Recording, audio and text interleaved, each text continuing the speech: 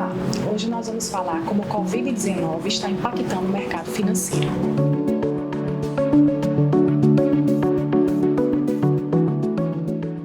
Qual o impacto do coronavírus no mercado financeiro mundial e brasileiro?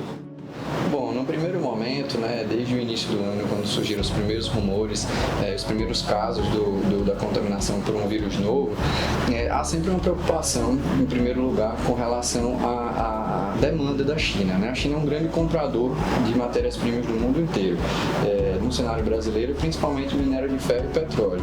Então, as duas principais empresas exportadoras dessas commodities, que são a Petrobras e a Vale, elas têm o seu operacional uma expectativa de queda nas suas vendas para esse país. Então, uma queda de demanda causa um risco, uma incerteza com relação à capacidade de fornecimento desse tipo de matéria-prima para a China. No segundo momento, a China ela é um grande exportador de tecnologia e materiais para o mundo inteiro. Então, as próprias empresas brasileiras precisam comprar materiais chineses para incluir no seu processo de produção. A China decretou quarentena em boa parte das suas cidades, fábricas foram fechadas, operários pararam de produzir e essa oferta de materiais para o resto do mundo foi impactada. Então, de um lado você tem uma crise de demanda, de um outro lado você tem uma incerteza com relação à capacidade da China entregar suas máquinas, equipamentos e matérias-primas para o resto do mundo. Dito isso, avançar o número de casos, a China teve que se dedicar maiores esforços, maiores energias ao controle dessa taxa acelerada de crescimento do vírus e decretou ainda mais seu isolamento. Com isso, companhias aéreas, empresas de turismo começaram a ter seu operacional afetado. À medida que os casos se alastraram para o resto do mundo, você teve um efeito generalizado. Países como os Estados Unidos fecharam suas fronteiras, Itália, enfim, você tem fábricas fechadas ao redor do mundo e o trânsito de pessoas nesses locais completamente impactado. Quando a OMS decretou uma pandemia, o risco generalizado, a incerteza generalizada com relação ao desencadear disso na economia fez com que as pessoas começassem a migrar o capital dela de ativos de risco, como ativos de bolsa de valor, ações, enfim, para ativos de segurança. A primeira coisa que as pessoas fazem é comprar ouro, comprar dólar e tirar o dinheiro do mercado financeiro. Só que no nosso cenário local, a nossa bolsa ela realmente despencou, porque ao longo dos últimos 2-3 anos a gente via uma escalada muito grande de preços nos ativos brasileiros. Então a nossa magnitude da queda com relação ao resto do mundo ela foi maior justamente porque a nossa bolsa estava cara, os preços estavam esticados, como a gente costuma dizer aqui no jargão do mercado financeiro. Então sim, as nossas principais empresas, entre elas Petrobras, Vale, Suzano, Klabin, entre várias outras, tiveram o preço dos seus papéis no mercado secundário realmente despencou. Eu acho que cabe até destacar, Gabriel, que em 2019 a gente teve uma enxurrada de CPF aí entrando no mercado financeiro, Muita gente querendo aproveitar esse bull market, que a gente chama, que é esse movimento de alta no mercado. Só que muitas vezes pessoas sem orientação, às vezes sem ter noção se realmente está disposta a correr aquele risco, de uma renda variável. E aí quando vem um primeiro fenômeno como esse, que é uma reversão de tendência, muitas pessoas de fato saem pelo pânico, puramente pelo pânico. Não é por nenhuma expectativa de baixa, mas é só o medo. Porque aí é que elas realmente entendem que não tinham disposição para correr esse risco. Sem dúvida, é um evento inesperado, claro, o coronavírus, ninguém esperava isso no mundo. Ela foi agravada pela questão da crise do petróleo, talvez uma das maiores crises com relação ao preço do petróleo já visto nos últimos tempos, por causa de uma falta de consenso entre a Rússia e a Arábia Saudita com relação aos níveis de produção de petróleo. Ambos os países e todos os outros da OPEP, eles conseguiriam produzir mais petróleo do que eles produzem hoje, sua capacidade produtiva é bem maior, só que eles não operam na sua plena capacidade para que não faça com que os preços do petróleo despenquem. Então eles mantêm um nível ali estabilizado, que era por volta dos $60. Como houve uma falta de consenso com relação à Rússia e à Arábia Saudita, que a Rússia quis continuar produzindo acima da capacidade da indicação dos outros países da organização, então a Arábia Saudita passou a produzir ainda mais petróleo, ou pelo menos falou que iria produzir em sua plena capacidade. Isso fez com que os preços do petróleo despencassem, chegou a ser negociado abaixo dos $30, e aí, novamente, empresas produtoras de petróleo no mundo todo, entre elas a Petrobras e produtores de petróleo via xisto nos Estados Unidos, tiveram um grande susto. Então você tem um coronavírus atrelado, somado a uma crise no petróleo, e inúmeros investidores iniciantes com muito pouco capital que entraram no último ano numa bolsa cara, a bolsa despenca, e esses investidores se viram na primeira vez numa situação de total desespero. E aí foi o que o Lucas falou, existe uma fuga de ativos, de ações, pessoas realizando prejuízo. A gente acredita que a maior parte dessas empresas vão se recuperar, não se sabe quando, mas você comprar na alta e vender na baixa é a pior de tudo que você pode tomar nesse momento. E tem até a questão do cenário interno, né? O Brasil, além de ter que lidar com questões internacionais como o coronavírus e o petróleo, tem essa dificuldade de diálogo entre o poder executivo e o poder legislativo. Então a gente tem aí uma pauta econômica que tem a melhor das intenções de mudar a história do brasileiro, de fazer negócio, de alavancar mesmo nossa economia, de levantar. Mas a gente tem um Congresso vagaroso, que não consegue dialogar com o Executivo. Então, reforma tributária, reforma administrativa, coisas que já eram para estar ali na lista de prioridade, às vezes ficam para trás. Isso gera insegurança no investidor. Às vezes você pensa, não, é muito mais futuro eu investir em um mercado lá fora, Estados Unidos, por exemplo, comprar ações lá. Porque aqui no Brasil tem esse cenário de incerteza, e quanto mais incerteza, né, maior o risco. E a instabilidade da moeda também. Enquanto o Brasil tiver essa moeda assim, que é muito estável, isso faz também para os investidores um momento de sair da bolsa, né? Mas eu acredito que o que mais faz é o pânico, de não saber o que está fazendo. É tanto que a gente fala que nesse momento a gente se torna até psicólogo, né? Porque a gente tem que, os clientes, assim, muita gente desesperada e tal, as pessoas que não têm assessoria, gente que agora que está precisando, que nota, eu preciso de alguém para me ajudar, e entra em pânico e não faz nem ideia o que está fazendo, né? Então, tudo isso fez com que tivesse essa queda na bolsa, esse cenário de 5, acho que teve 5 circuit breakers desde a semana passada.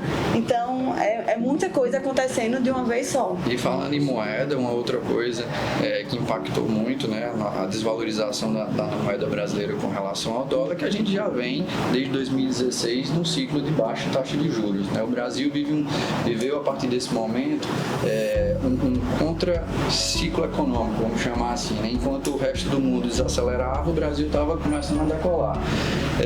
Só que aí o que aconteceu? O Brasil começou a baixar sucessivas vezes as taxas de juros, né? Falando em termos de Selic, a inflação já vinha baixa, e hoje a gente vive numa taxa de juros real muito próxima de zero. Então os investidores realmente, se é para ganhar uma taxa de juros que não tem prêmio praticamente para o investidor deixar o dinheiro aqui, ele começa a migrar para países que têm maior segurança, como nos Estados Unidos. Feito isso, a gente tem um câmbio flutuante. À medida que você tem investidores saindo e investindo nos Estados Unidos, e num ambiente de incerteza como a gente está vivendo, a demanda por dólar aumenta, né? As pessoas começam a preferir ter o dólar do que ativos de maior risco, o preço da moeda realmente sobe muito, ultrapassando aí pela primeira vez na história o patamar dos R$5. Lembrando que é um patamar nominal, né? E se você considerar a inflação da moeda brasileira e a inflação da moeda americana, a maior alta do dólar aconteceu lá atrás, em outubro de 2002. A moeda chegou aproximadamente aos R$3,90. Se você corrigisse esse valor até hoje, precisaria passar dos R$11, R$12. Eu não tenho esse valor exatamente, mas é mais ou menos por aí. Quais as medidas que o governo brasileiro tem tomado para reduzir os impactos dessa crise? Então, O Ministério da Economia ontem, na pessoa do ministro Paulo Guedes, anunciou um pacote de medidas aí na casa dos 150 bilhões de reais, exatamente acho que 147,3 bilhões, que vai focar em 2 grupos. Um primeiro grupo seria realmente o pessoal que necessita mais, as pessoas que estão mais vulneráveis ao coronavírus, que seriam mais os idosos. Então aí a gente vai ter antecipação da parcela do 13º, né, dos aposentados. Vamos ter também um adiantamento do abono salarial agora para o mês de junho. Também vamos ter redução dos juros consignados e algumas outras medidas focadas em atender esse público específico. E uma segunda medida seria na intenção de manter os empregos, porque a gente sabe que piorando, né, o cenário aqui, o que aconteceu na China vai chegar aqui ao Brasil. Algumas fábricas vão parar, shopping centers, locais que aglomeram muitas pessoas. Já está acontecendo. Já está acontecendo, na verdade. Infelizmente é uma coisa que já é real. Já é real e a tendência, infelizmente, é que se agrave. Então, uma das medidas aí do ministro vai ser justamente dar um diferimento no pagamento do FGTS e da parte que cabe à União no Simples Nacional. A gente tem as microempresas que de fato são as que sofrem mais em momentos como esse, que vão sentir mais a pancada. Então o governo federal vai abrir mão agora dessa parcela que cabe ao governo federal do Simples Nacional e postergar para 3 meses esse pagamento, justamente pensando em segurar um pouco a pancada que as microempresas vão tomar. E com certeza, por serem menor, terem menos capital, são as que correm mais risco de fechar mesmo. Também existem algumas medidas como o Sistema S, que todas as empresas pagam um determinado valor na sua contribuição previdenciária, que vai para o Sistema S, né, que é o SESI, SENAI, SESC. Essa contribuição vai ser reduzida pela metade. E também os produtos hospitalares, tanto aqueles que são importados quanto aqueles que são produzidos no Brasil. A União está abrindo mão da receita do IPI e do imposto de importação, que são impostos que a gente chama de extrafiscais, que eles podem ser manipulados via decreto. Então o governo federal ele está abrindo mão dessas receitas agora, visando justamente desonerar esse setor, o setor médico, hospitalar, farmacêutico, a fim de que possa suprir a demanda, que vai aumentar, demanda de leites, medicamentos e tudo mais.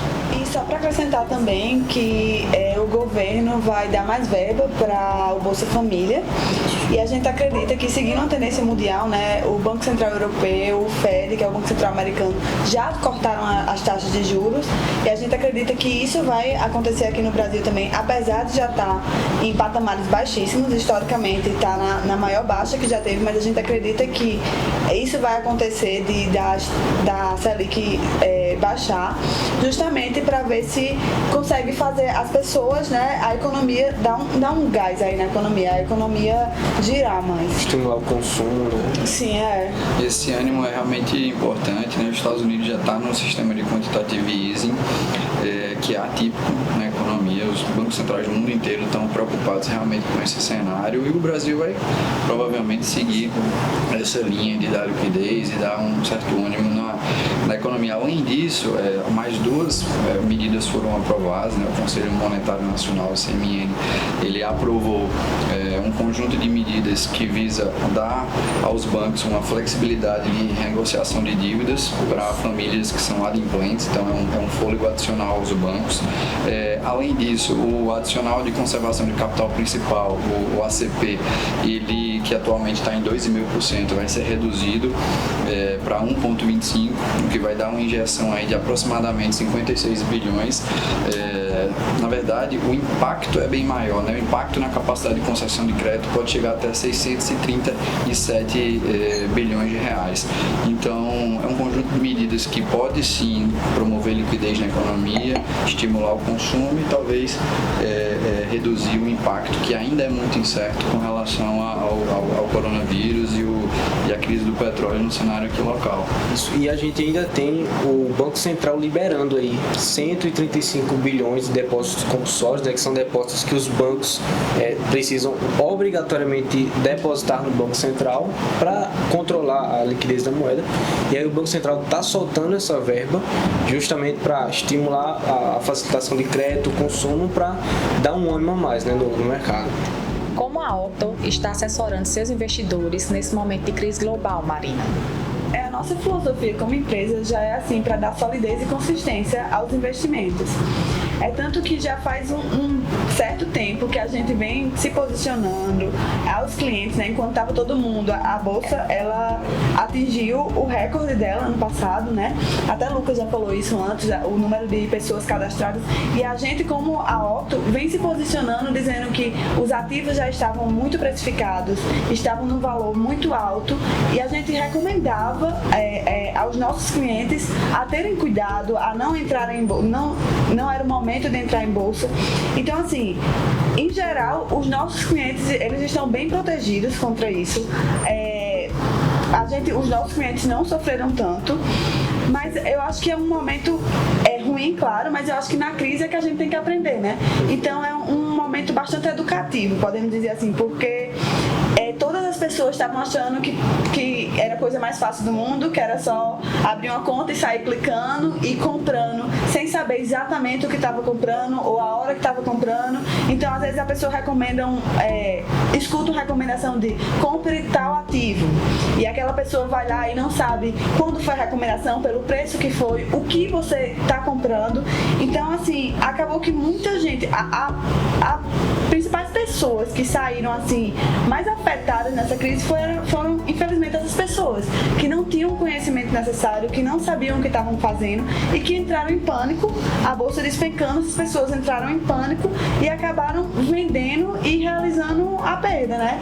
Então, eu acho que o que se deve tirar como lição nessa crise é isso. Você tem que saber o seu perfil, não é para todo mundo, e tem vários outros investimentos. A gente aqui faz muito crédito privado, que é uma operação incrível, e que você ganhando sempre e ganhando muito acima de muitas outras opções e sem ter essa volatilidade toda. Então, o importante é isso, é você conhecer quem você é, saber os seus limites e escutar as pessoas que são mais experientes, mas também ter cuidado com quem escutar, porque hoje em dia todo mundo é mestre em investimento, então a gente tem que ter sempre em mente isso, assim, quem escutar e conhecer a gente mesmo. Acho que conhecendo a gente mesmo, o pânico, o saber o que você está fazendo, saber o que você está comprando, diminui 100%. Como a Marina mesmo falou, né? Eu acho que o caminho assim, de se ter eficiência na carteira de investimento é você alocar cada produto que existe no mercado financeiro, ele existe uma razão de ser, ele está ali no seu portfólio, né? Então a renda variável, né, sendo traduzida através de ações, fundos imobiliários, etc., ele tem uma estratégia, uma alocação bem importante ali dentro do portfólio de cada investidor, de acordo com os objetivos e o perfil de cada um deles, né?